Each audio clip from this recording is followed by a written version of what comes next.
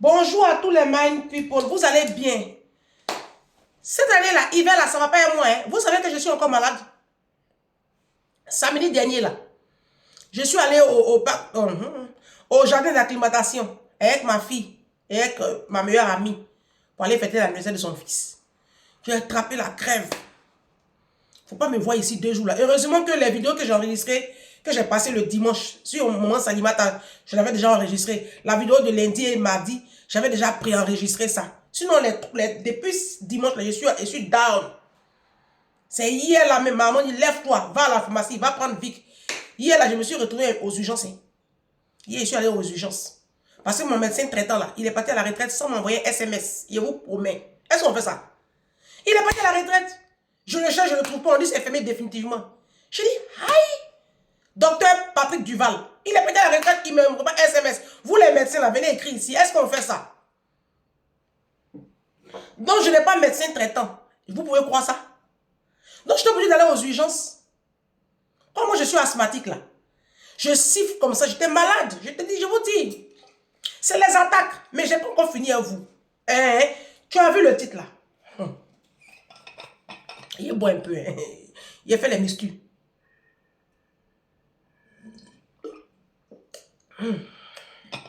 Ça brûle ma gorge. C'est les mixtures. J'aime tout ce que vous avez dit là. C'est ici. Ce hiver là va pas être moi. Hein? Il y a une dame qui m'a appelé hier, elle est médecin. Elle dit, ah Ange, il faut l'année prochaine, il faut te vacciner. Une dame africaine. Elle dit, il faut te vacciner contre la grippe. J'ai dit, j'ai compris. Comme la campagne est en train de finir là. J'ai dit, j'ai compris. Vous allez bien. Moi, je vais bien par la grâce de Dieu. Vidéo numéro 1. Je ne me change pas. Hein. Ça, c'est la première partie. 32 minutes 40 secondes. Quand je coupe, la suite là, vous l'aurez demain. Oui, c'est quel jour? Non, oui, c'est quel jour? C'est le 19. Non, demain c'est le 20. Demain, on fera un truc. Moment Salimata. Donc, la suite de ça là, vous aurez ça. Demain, c'est jeudi. Vous aurez ça vendredi. Si tu n'aimes pas la vérité, il faut partir. Hein. Il y a une maman à qui je fais un gros bisou.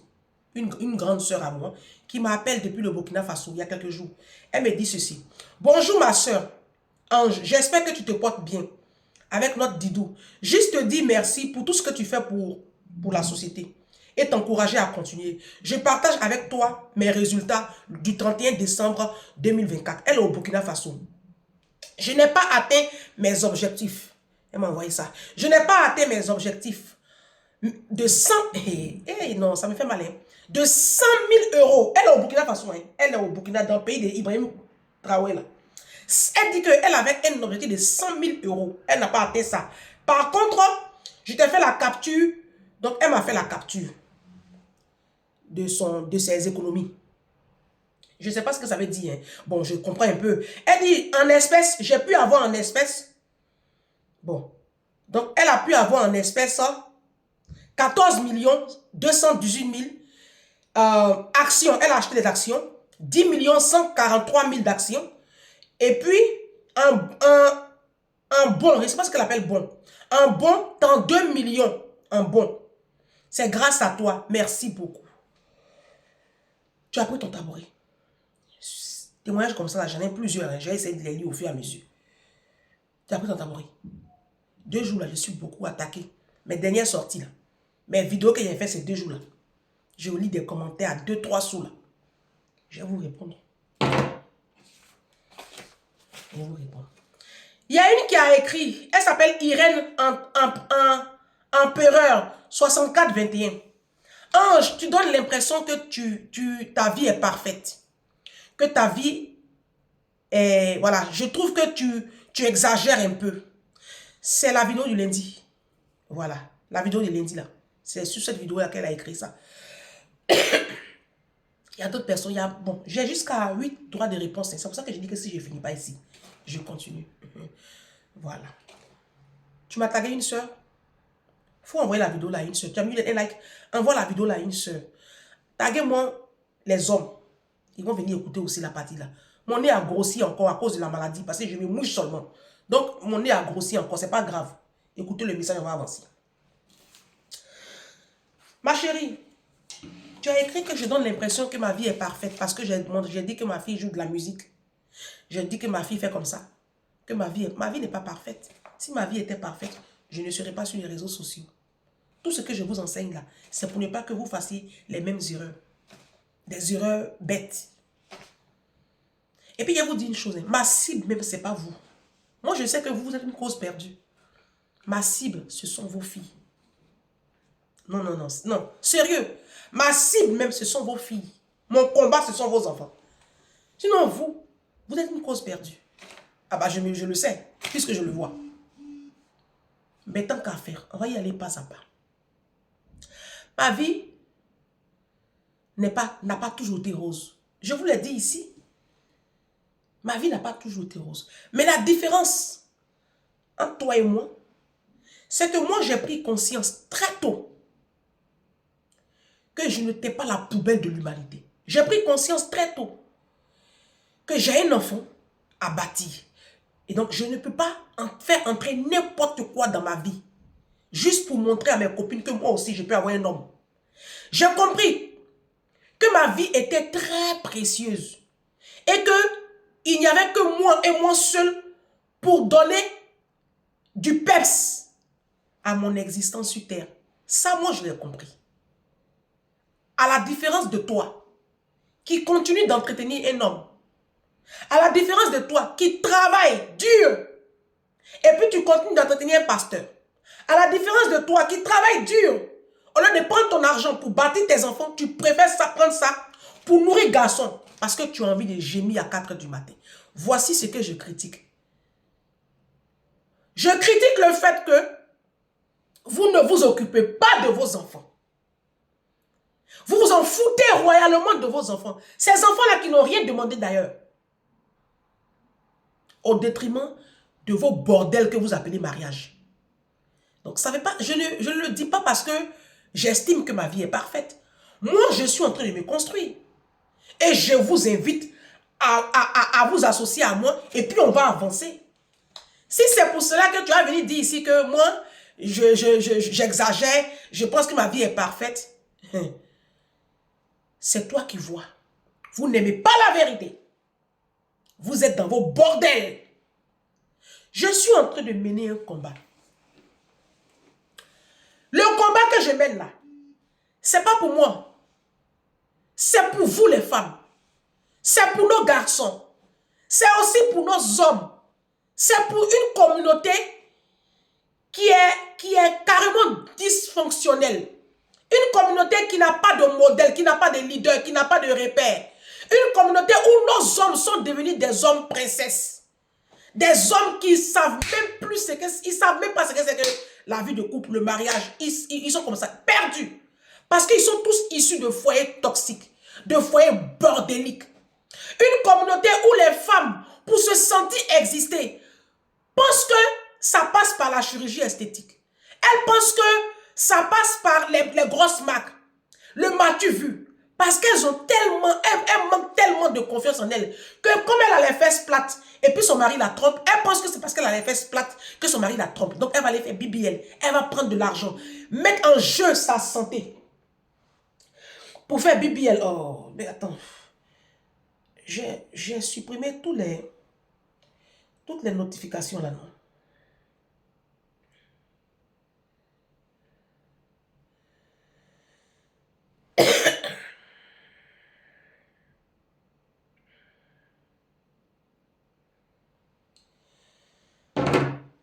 Et c'est ce combat-là que je mène.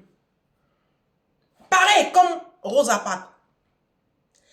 Rosa Parks, cette afro-américaine-là, de 42 ans, en pleine ségrégation raciale, dans les années 55, 1955, si je ne me trompe pas, hein, le 1er décembre 1955, si je ne me trompe pas, le 1er décembre 1955, Rosa Parks qui partait au travail, une ouvrière, une afro-américaine, elle n'avait que 42 ans.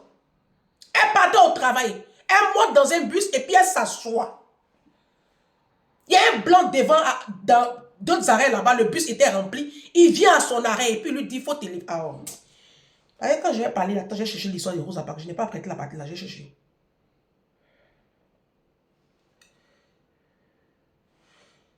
Rosa Parks. Rosa McKinley Parks.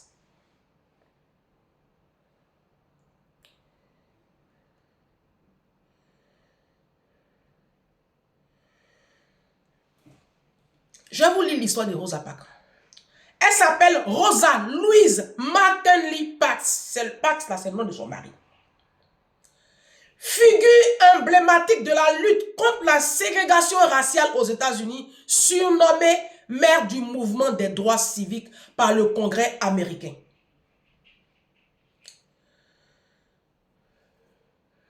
Le 1er décembre 1955, âgée de 42 ans, Rosa Parks refuse de céder sa place à un passager blanc dans l'autobus qui la conduisait à son travail, conduit par M. James F. Black. Non, c'est important que tu retiennes le nom du conducteur de bus, parce que lui, c'était un sorcier aussi. Arrêtée par la police, elle se voit infliger une amende de 15 $. À l'époque, c'était beaucoup pour une Afro-américaine. Le 5 décembre 1955, elle fait appel de ce jugement.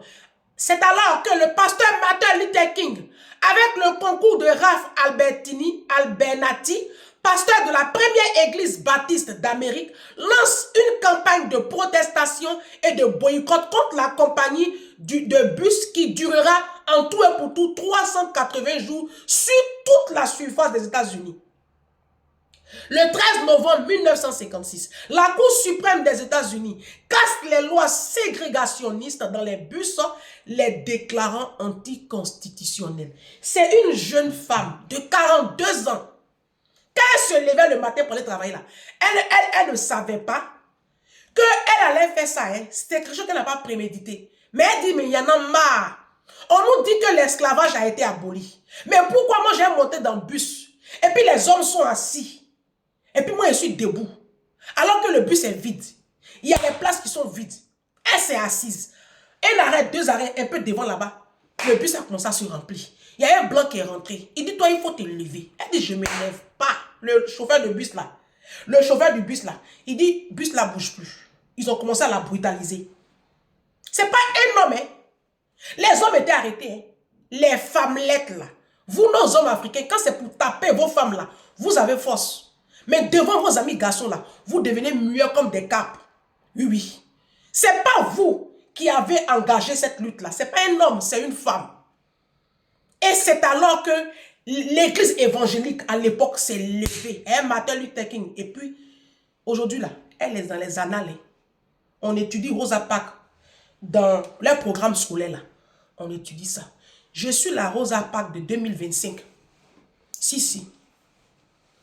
Donc, vous les hommes qui me taxez de tout là, il y a un qui a écrit là-bas, mais tu parles comme coach Amon Chic. Oui, tu es matérialiste. Oui, tu pousses les femmes au divorce. Oui, tu pousses les... Vous aimez les femmes. Vous aimez les femmes. Ça veut dire que pour vous, les hommes africains, être une bonne femme, c'est celle-là même qui accepte tout. Tout et tout. Là, c'est une bonne femme. Son mari la trompe, elle ne dit rien. C'est une bonne femme. Son mari, il fait enfant dehors, il ramène dans le foyer. Elle ne dit rien. C'est une bonne femme. Elle supporte la sauvagerie de la belle famille. Là, tu es une bonne femme. Il te dit de ne pas aller travailler. Tu ne travailles pas. Tu es assis à la maison et tu as à sa disposition. Là, tu es une bonne femme. Il te demande de lui faire les enfants. Tu fais 4, 5. Là, tu es une bonne femme. Alors que c'est ton corps. Tu as un droit de disposer de ton corps comme bon te semble.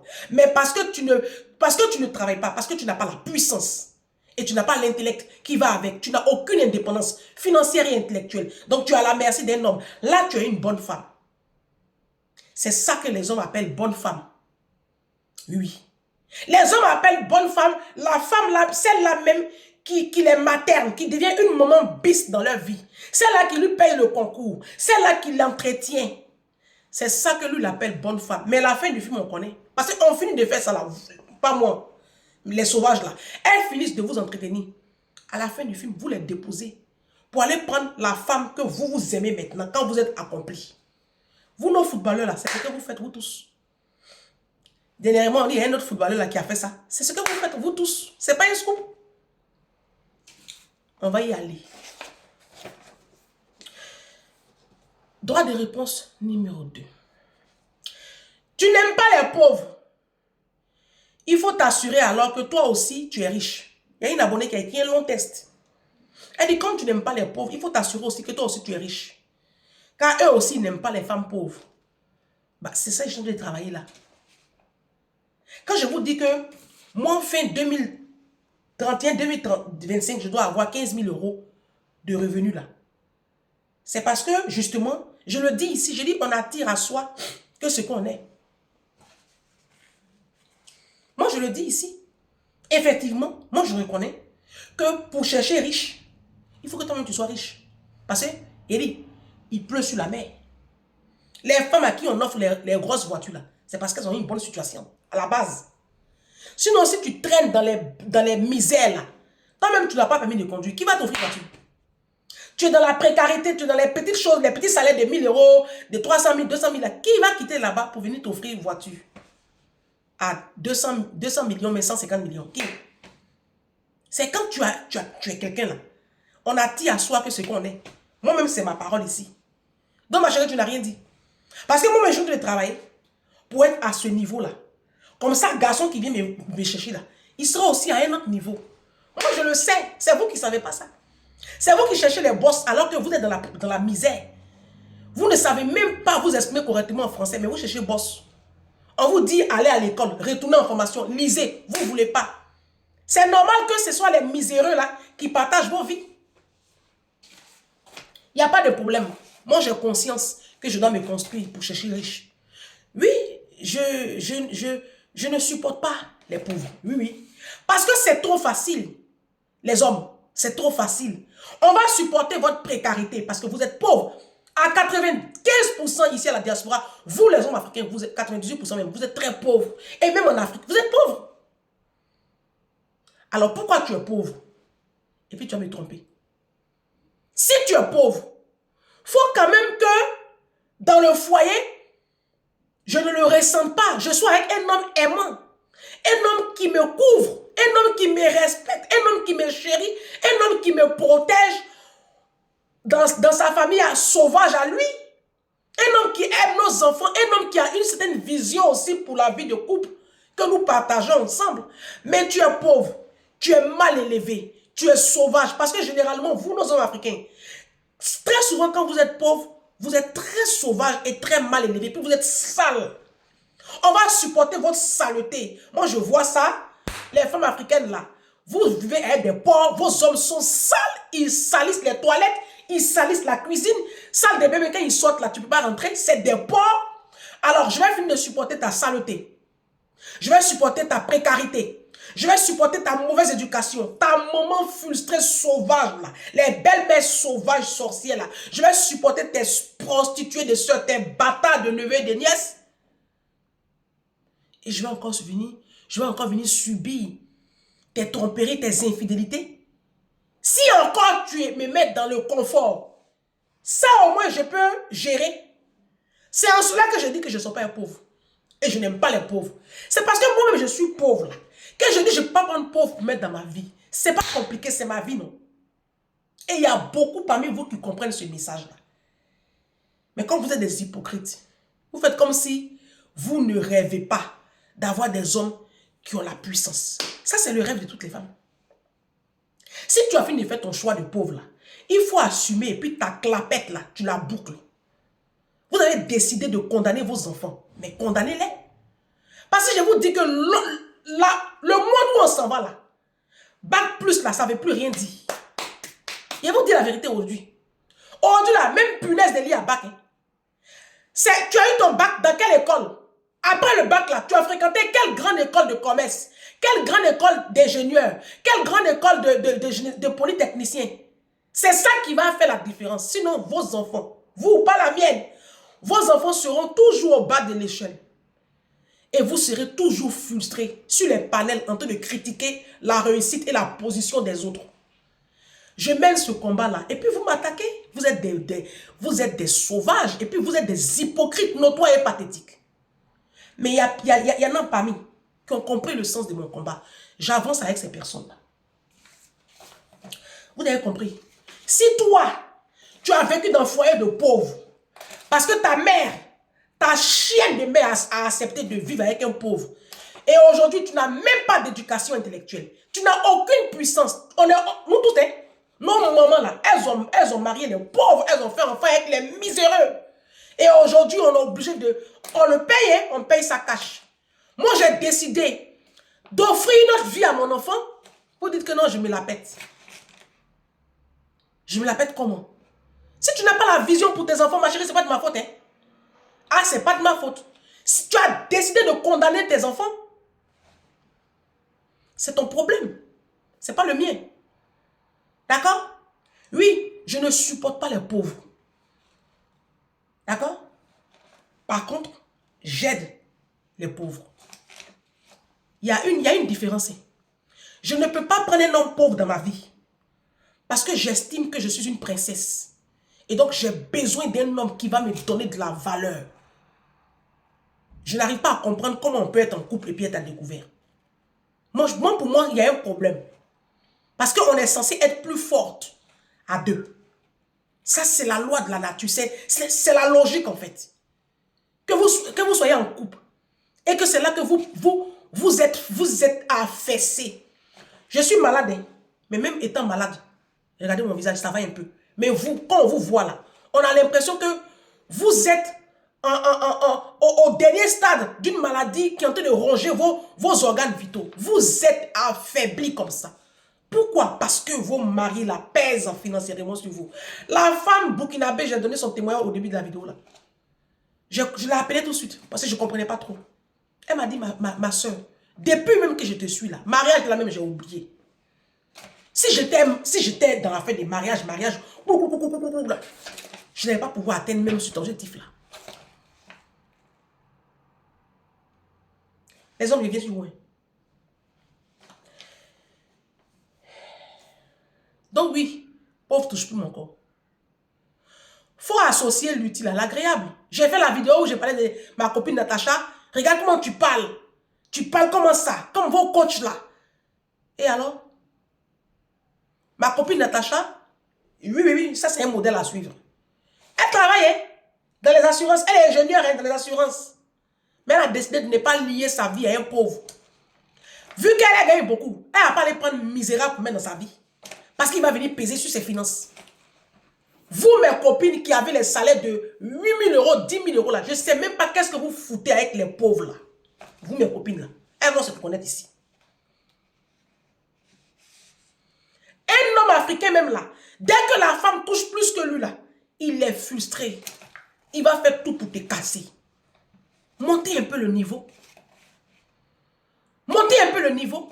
Maintenant, toi, monsieur, si tu trouves que ce que je suis en train de dire là, c'est trop fort là, va chercher, retourne en formation. Quitte ton petit boulot de 2 000 euros là, retourne à l'école et puis cherche de la puissance. On parle de ça, que oui, tu pousses les femmes. Pourquoi tu n'aimes pas le mariage? Droit de réponse numéro 3. Ça, c'est la vidéo numéro 1. Droit de réponse numéro 3. Pourquoi tu n'aimes pas le mariage? Tu détestes les femmes mariées. Pourquoi, ange? Attention. Faut pas être bête. Pourquoi je n'aime pas le mariage? Ah bah non. J'adore le mariage. J'aime les femmes qui sont mariées. Ce que je n'aime pas, c'est vos mariages. Vous voyez, il y a une grosse différence. Ma chérie, il faut faire attention aux mots. D'accord? C'est le mariage de noix là que je déteste. J'aime le mariage. Je parle toujours de mes patrons ici. J'adore le mariage.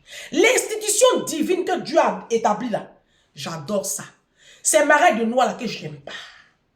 C'est différent. Parce que j'estime que le mariage des Africains, c'est des bordels. C'est des mouroirs. C'est assujettissant, c'est oppressant pour la femme. J'estime, et je n'estime même pas, c'est réel, ça se voit, vous le vivez, que dans vos mariages là, ce sont vos hommes qui gagnent. Ce n'est pas vous. La preuve, tu es marié, je suis célibataire, mais j'ai plus que toi. Si tu me contactes en inbox là, tu vas faire capture d'écran de ton compte, je fais capture d'écran de mon compte, moi j'ai plus d'argent que toi. Et pourtant tu es marié. C'est la preuve que en fait, c'est un poison que tu as dans ta vie. Parce que ce n'est pas normal en fait. C'est pas normal que tu es lié ta destinée à un homme, vous êtes deux, moi je suis seul, et que moi je sois plus puissante financièrement que toi. C'est pas normal. Bah c'est pas normal. Toi, tu vois que c'est pas normal. À deux, vous êtes censé être plus fort. Plus fort. Ecclésiaste 4, verset 9. À deux, on est censé être, on se met à deux pour être plus fort. Vous comprenez? On se met à deux pour être plus fort. C'est pour cela que on parle de Union africaine, Union européenne. Depuis que les Blancs ont créé l'Union européenne, ils sont devenus plus forts. Devant les États-Unis, devant la Chine. On se met ensemble là, c'est pour être plus fort. Mais vous, dès que vous mettez un homme dans vos vies, vos économies là se fondrent. Vous n'arrivez même pas à mettre de l'argent sur les comptes de vos enfants. Vous n'arrivez même pas vous-même à vous construire. Donc, ne me dis pas que je n'aime pas le mariage. J'aime le mariage. C'est mariage, c'est vos mariages là. Vos bordels, vous appelez mariage là. C'est ça, j'aime pas. Mariage où tu es dedans. Et puis tu n'es pas épanouie. Tu n'es pas heureuse, ma chérie. Tu as tout le temps les traits tirés. Tu es rempli de frustration. Oui. Vos foyers sont toxiques. Et ce sont vos enfants qui payent le plus lourd tribut. Parce que vous traumatisez ces enfants-là. Vous êtes dans des foyers tellement toxiques qu'aujourd'hui, vos filles ne veulent pas se marier. Il y a une mind people, je ferai une vidéo globale là-dessus. Il y a une mind people, une maman, une grande soeur à moi qui m'a appelé. Sa fille n'a que 21 ans. Elle refuse de continuer les études. D'accord? Elle est mariée avec le père de cette dernière-là. Mais un foyer tellement toxique. Elle n'a pas la force de partir. Et sa fille, elle m'appelle, elle dit, Ange, je peux te parler. Elle pleure. Je dis, qu'est-ce qu'il y a, ma soeur? Elle dit, j'ai un problème. Je dis, qu'est-ce qu'il y a? Elle dit, j'ai l'impression, je suis en train de surveiller, mais j'ai la conviction que ma fille, elle est homo. Elle est de l'autre côté. Je dis, comment ça? Je ferai une vidéo là-dessus. Elle dit, ma fille me dit qu'elle déteste les hommes. Elle ne supporte pas les hommes. J'ai dit, tu es mariée? Elle dit, oui, je vis avec son père. Ça fait 25 ans, on est ensemble. J'ai dit, et c'est quel genre de foyer? Elle dit, c'est tout ce que tu dis là. Quand tu as fait la vidéo de Cassandra là, avec Cassandra à Samoa, Doti Z là, c'est ce que j'ai vécu. Mais je n'ai pas la force de partir. Je n'ai pas la force. Donc mes enfants ont vécu dans ça. À la maison là, c'est que des cris. Les papas me tapent. Ils me parlent n'importe comment. Il a même femme au pays. Ils ont un enfant ensemble là-bas. Donc mes enfants ont un demi-frère en Côte d'Ivoire. Et ma fille, l'image qu'elle a du mariage, c'est ça. Donc elle ne veut même pas entendre parler d'un homme. J'ai dit, regardez-moi ça. Et c'est ce que vous créez. Hein? Vos histoires de je veux forcément rester dans le foyer, je veux me marier, je reste à cause des enfants. Moi, c'est à cause des enfants, je reste à cause des enfants. Mais vous restez à cause des enfants. Mais finalement, en fait, vous êtes en train de détruire ces enfants-là. Vous êtes en train de les détruire. Vous parlez de figure paternelle. De quelle figure paternelle vous parlez? Elles sont pleines comme ça. Je ferai une vidéo sur le décrochage de nos enfants. Ici à la diaspora, les enfants ne veulent plus aller à l'école. Parce que, en fait, les foyers là, les foyers dans lesquels vous êtes avec vos enfants là, ils voient trop de misère. Ça les fatigue. Émotionnellement, ça les fatigue. Même toi-même, ma chérie, tu m'écoutes. Même toi, mon frère, tu m'écoutes. Regarde comment tu traites ta femme. Toi, mon frère. Tu as appris ça où? C'est le modèle que tu as vu. Tu as vu comment on a maltraité ta maman ou ta marâtre ou ta tutrice. Je ne sais pas moi. Mais c'est ce que tu as de reproduire. Pourtant, tu n'es même pas obligé de reproduire le même schéma. Donc, ne me dites pas ici que je n'aime pas le mariage. C'est pas vrai. Toutes les femmes rêvent d'avoir un mari aimant, un mari sérieux. Mais moi, je dis, je ne peux pas vivre avec un homme qui me trompe. Pour moi, c'est pas ça l'amour. L'amour, pour moi, c'est pas ça. L'amour, c'est quand un homme...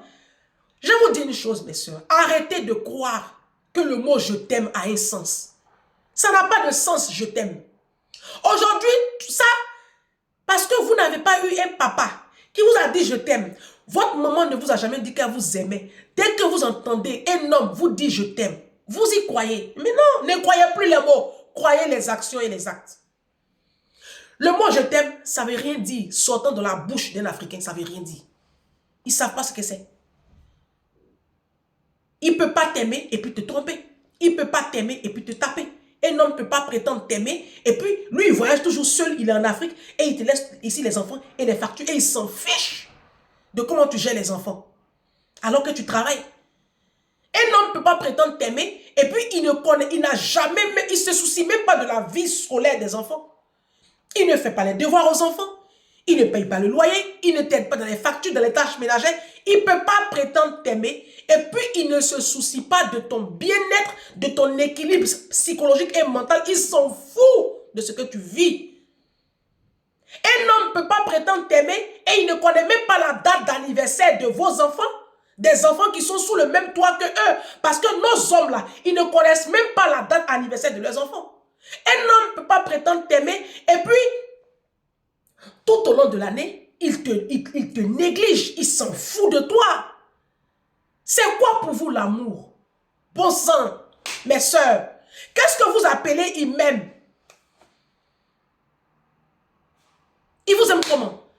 Les hommes là, pour avoir des rapports sexuels avec une femme, il n'a pas besoin de l'aimer. Hein. Quand ils vont voir les prostituées là, vous pensez que c'est parce qu'ils sont amoureux? Non, l'homme n'a pas besoin d'aimer pour avoir des rapports sexuels. Quand un homme il t'aime, il te valorise. Tu es comme sa lumière. Tu es sa boussole. Tu es sa princesse. Tout ce qu'il veut, c'est que toi tu brilles. Il s'efface pour que toi tu brilles. Mais vos maris là, c'est eux qui sont dans les marques. Et puis maintenant, vous vous habillez au marché. Avec des vêtements de 5 euros, 10 euros. Vous êtes sur les comptes de Shine là. Mais eux, ils sont en Ralph Lauren. Ils sont en Louis Vuitton. C'est pour ça que j'ai parlé de Natacha qui est tout le temps dans les marques. Oui, oui. Elle a son argent. Mais son chéri là, quand il habille là, c'est dans les marques. Parce que s'il lui porte les Ralph Lauren, pourquoi il va les payer de la merde pour sa femme? Mais c'est ce que vos hommes là, ils font. Ils n'ont pas l'argent pour vous. Mais ils ont l'argent pour mettre ça sur eux. Ils ont les grosses montres, ils ont les grosses lunettes. Et pendant ce temps, toi, madame, tu vas t'habiller au marché. On va venir parler de ça. Vous allez venir me condamner ici, me critiquer. Vidéo combien? Tu as pris ton tabouret. Il faut t'asseoir. Parce qu'on va décoller la vidéo qui va suivre. Si tu n'aimes pas la vérité là, les 4 vidéos qui vont suivre là, il ne faut pas te connecter. Là, tu seras dégoûté de la vie. Et tu es prévenu en même temps. Vidéo numéro 1.